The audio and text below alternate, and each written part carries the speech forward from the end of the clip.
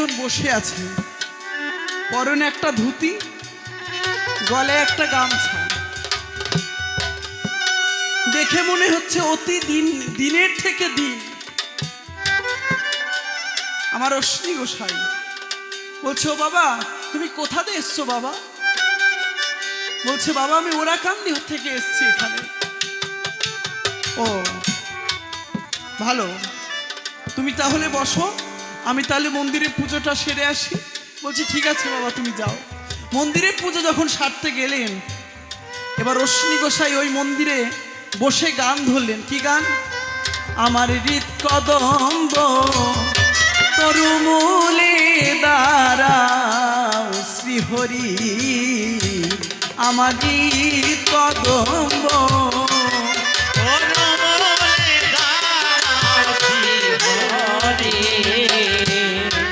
আমারে উৎসব বামে বসাবো,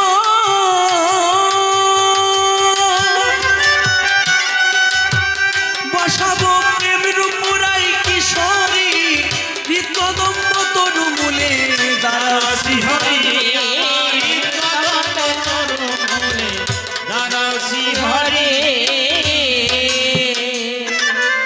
এই গান যখন অশ্বিনী গোসাই আমার গেয়েছেন, আমার অশ্বিনী গোসাই ওই গান গাইছেন আর দুই নয়নের জল ছেড়ে দিয়েছে। এমন আকুল ভাবে তিনি ডাকছেন, মন্দিরে পুরোহিত চিন্তা করে অন্তরে, এমন গায় কে এসে মন্দিরে? মন্দিরে পুরোহিত দৌড়ে বাইরে এসে দেখেন ওই গোসাই গান করছে। ওই গানে করছে না আর দু নয়নের জলে ভেসে যাচ্ছে। যারা প্রকৃত হরিভক্ত তারা যখন হরিনাম করে বাবা দেখবেন দু নয়নের জলে বুকটা ভেসে যায়। এখন রাত্রিবেলায় ওই পূজারী বলছেন, গোসাই এত রাতের সময়, মানে তখন ছিল পৌষ মাসের রাত। এখন বাবা পৌষ মাসের রাত আসলে কেমন ঠান্ডা পড়ে, এখনই মানুষ বাঁচতে পারে না, তাহলে তখন কেমন ঠান্ডা ছিল 200 বছর আগে।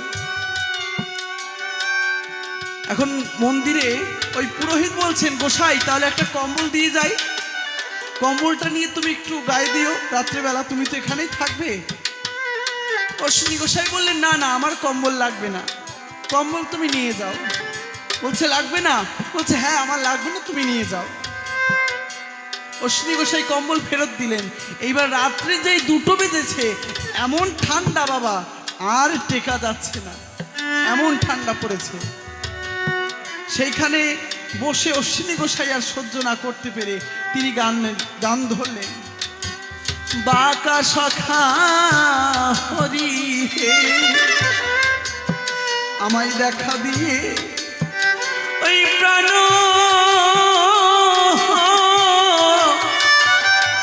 প্রাণ রাখো,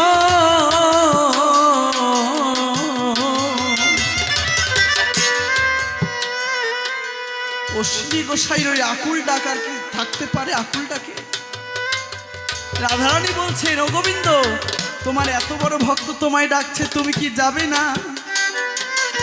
বলছে হ্যাঁ ও রাধে, আমি তো তোমার জন্য অপেক্ষা করছিলাম যে তুমি কখন বলবে যে একসঙ্গে আমরা দর্শন দেব। তখন কি করলেন? অশ্বিনী গোসাই গান হতে না হতেই রাধা গোবিন্দ যুগলে দর্শন দিয়ে অশ্বিনী গোসাই সামনে এসে দাঁড়িয়ে অশ্বিনী গোসাইকে অভয় প্রদান করলেন। বলছে, অশ্বিনী রে, অশ্বিনী তুই এখানে, তোর বাবা কোনো কাজ নেই, তুই যা ওরাকান্দি চলে যা, তোর এখানে কোনো কাজ নেই বাবা, আমি ওরাকান্দি আছি, ওরাকান্দি তুই চলে যা।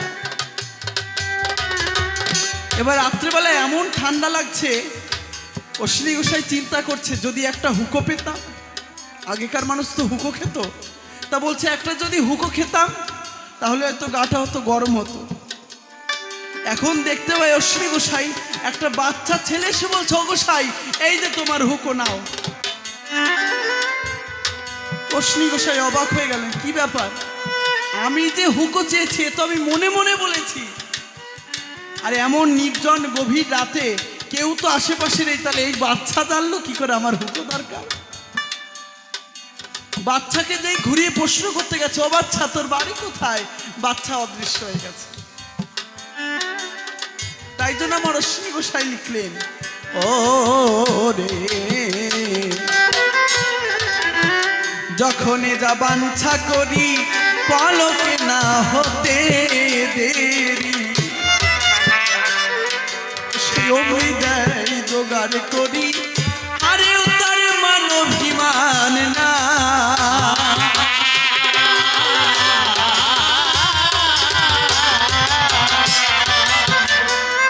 সে যে কোথায় থাকে কেউ না দেখে, কোথায় থাকে কেউ না দেখে, তারে খুঁজে নাহি পাই।